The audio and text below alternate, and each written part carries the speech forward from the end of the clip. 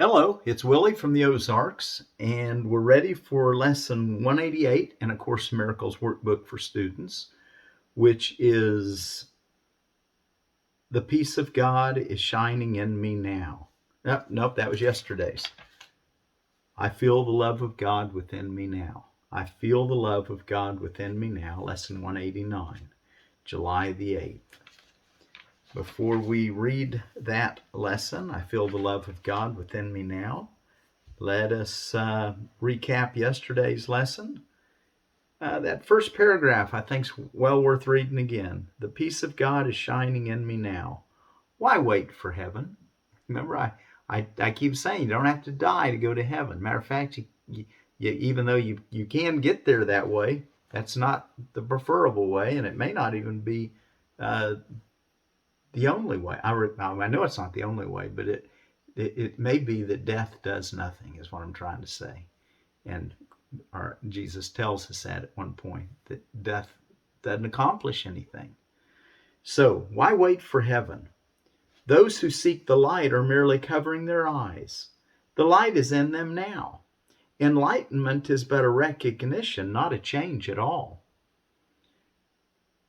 Light is not of the world, yet you who bear the light in you are alien here as well. The light came with you from your native home and stayed with you because it is your own. It is the only thing you bring with you from Him who is your source. Wow, we bring this light with us. The only thing that we brought with us is this light from our source, from God. It shines in you because it lights your home and leads you back to where it came from and where you are at home. The light cannot be lost.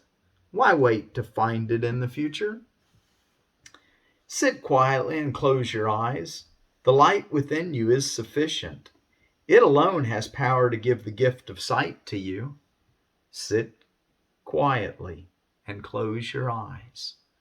How much He's encouraged us to be sure to have our quiet times during the day. And you can have them often, If you're going through a lot of turbulence, and spend a lot of time in sitting in quiet. Sit quietly and close your eyes. The light within you is sufficient. It alone has power to give the gift of sight to you.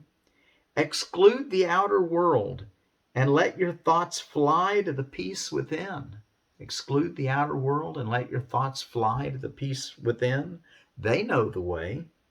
For honest thoughts, untainted by the dream of worldly things outside yourself, become the holy messengers of God Himself. These thoughts you think with Him. They recognize their home, and they point surely to their source, where God the Father and the Son are one. Now I want to read these last couple paragraphs too. We practice coming nearer to the light in us today. We practice coming nearer to the light in us today. Did you do that yesterday? Did you come nearer to the light in you? We take our wandering thoughts and gently bring them back to where they fall in line with all the thoughts we share with God. We will not let them stray. We let the light within our minds direct them to come home. We have betrayed them, ordering that they depart from us. But now we call them back and wash them clean of strange desires and disordered wishes. We restore to them the holiness of their inheritance.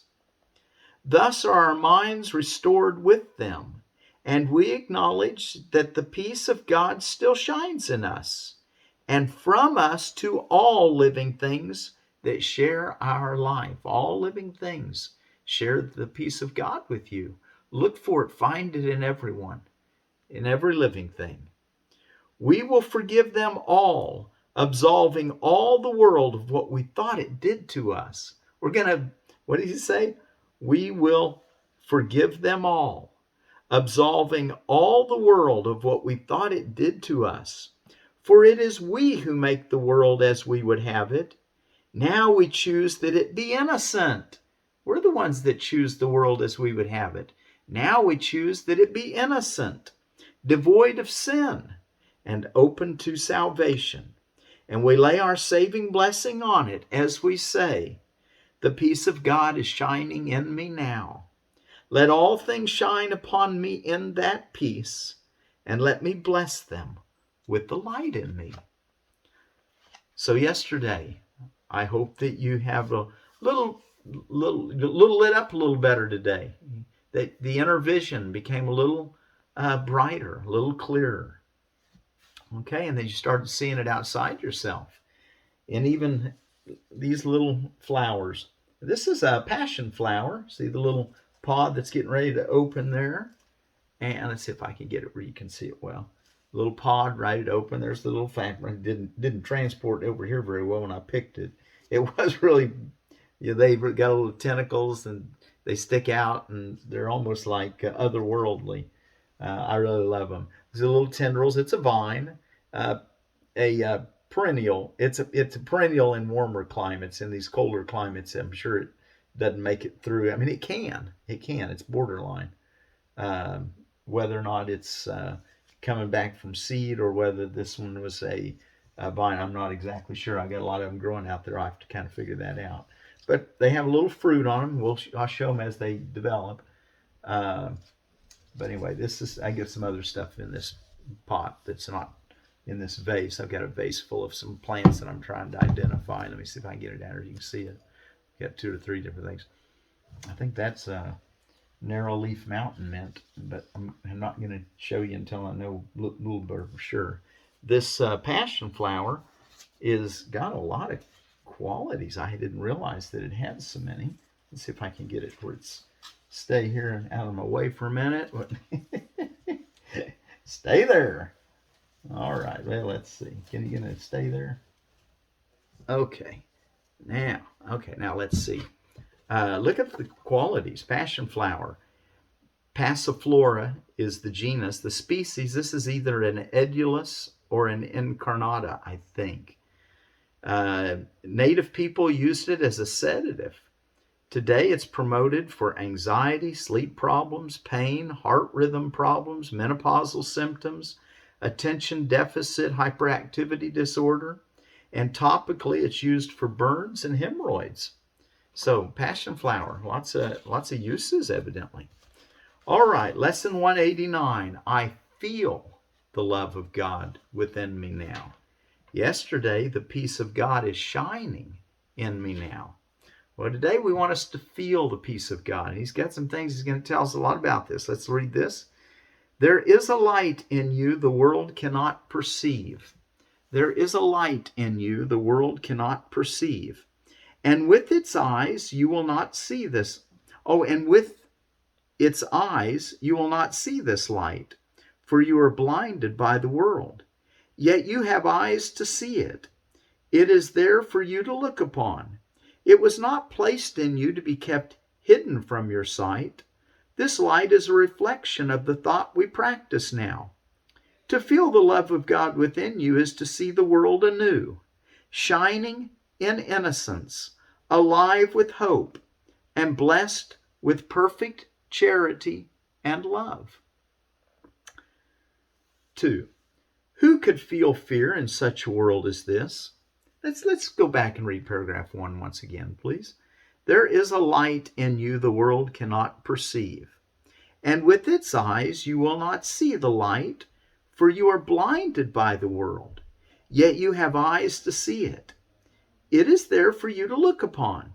This is the inner vision. It was not placed in you to be kept hidden from your sight. The light is a reflection of the thought we practice now. What's that thought? I feel the love of God within me now. So the light is a reflection of the love of God. To feel the love of God within you is to see the world anew. To feel the love of God within you is to see the world anew, shining in innocence, alive with hope, and blessed with perfect charity and love. 2. Who could feel fear in such a world as this? So we want to start feeling the love of God within us. This light is a reflection of the thought we practice now. To feel the love of God within you is to see the world anew, shining in innocence, alive with hope, and blessed with perfect charity and love. We want to do this. And 2, who could feel fear in such a world as this?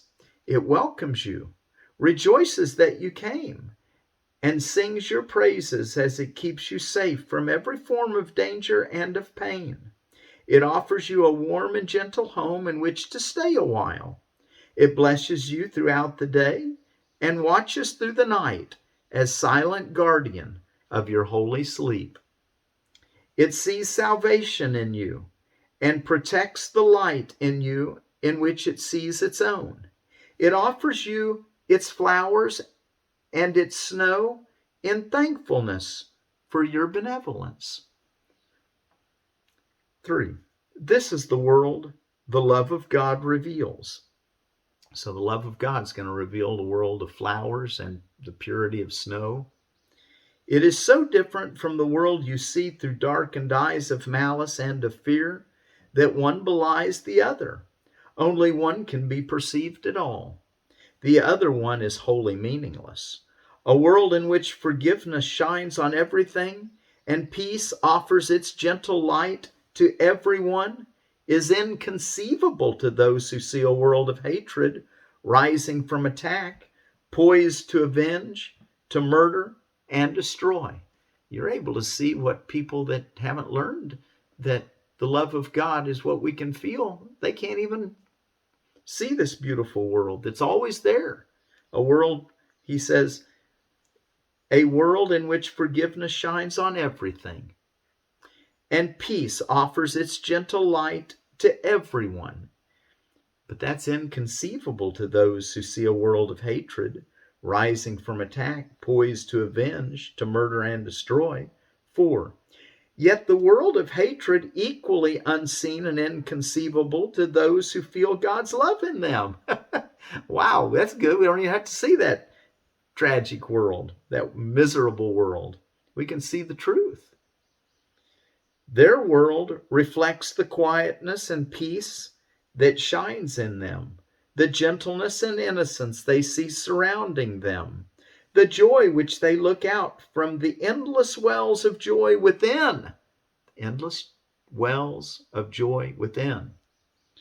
What they have felt in them, they look upon and see its sure reflection everywhere.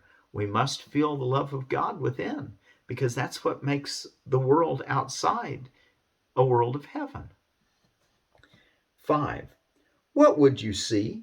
The choice is given you. But learn and do not let your mind forget this law of seeing. You will look upon that which you feel within. You will look upon that which you feel within. Okay, that's a learn and do not let your mind forget this law of seeing. You will look upon that which you feel within.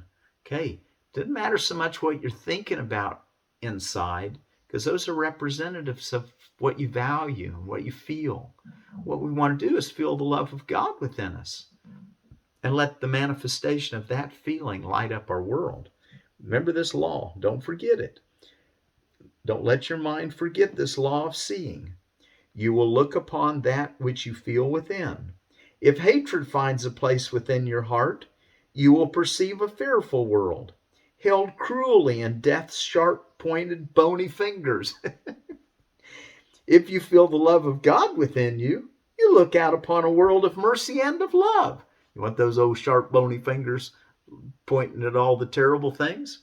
Or do you want to feel the love of God within you and look upon a world of mercy and of love?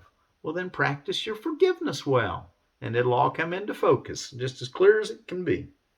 As clear as it is, which it is. Paragraph 6. Today we pass illusions as we seek to reach to what is true in us and feel its all-embracing tenderness, its love which knows us perfect as itself, its sight which is the gift its love bestows on us. We learn the way today. It is as sure as love itself, to which it carries us. For its simplicity avoids the snares, the foolish convolutions of the world's apparent reasoning, but serve to hide. 7. Simply do this: be still and lay aside all thoughts of what you are and what God is, all concepts you have learned about the world. Lay them all aside. All images you hold about yourself. Just lay them all aside. Your idea of what God is. He says, simply do this: be still and lay aside all thoughts of what you are and what God is, all concepts you have learned about the world, all images you hold about yourself. Okay, so just lay all these thoughts aside. Empty your mind of everything it thinks is either true or false, or good or bad, of every thought it judges worthy, and all the ideas which it is ashamed. Hold on to nothing. Do not bring with you one thought the past has taught, nor one belief you ever learned before from anything. Forget this world. Forget this course, and come with wholly empty hands unto your God. Okay, so come with wholly empty hands. Have an open mind.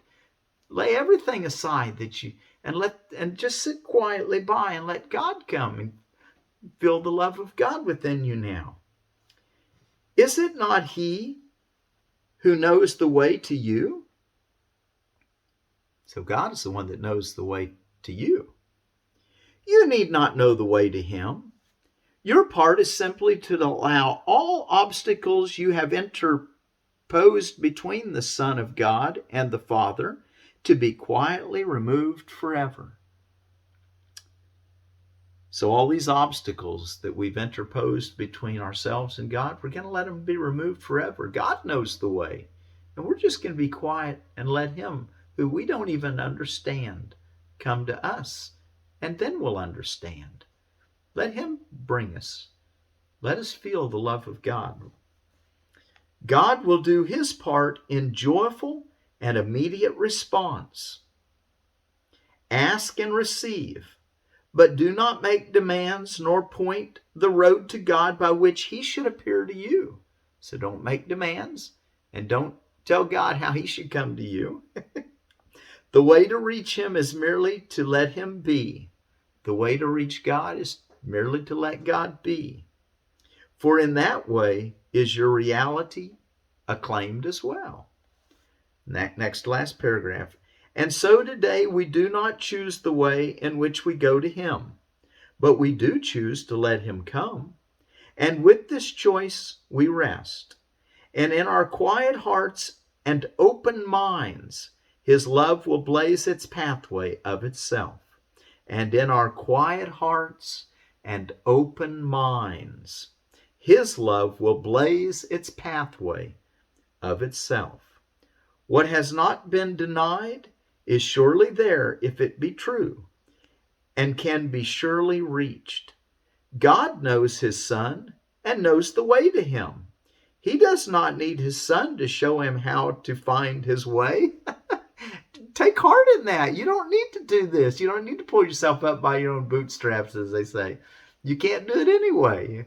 Let God show you the way. Just be open, have an open mind, and be alert that you want to feel the love of God within you now. God knows His Son and knows the way to Him. He does not need His Son to show Him how to find His way.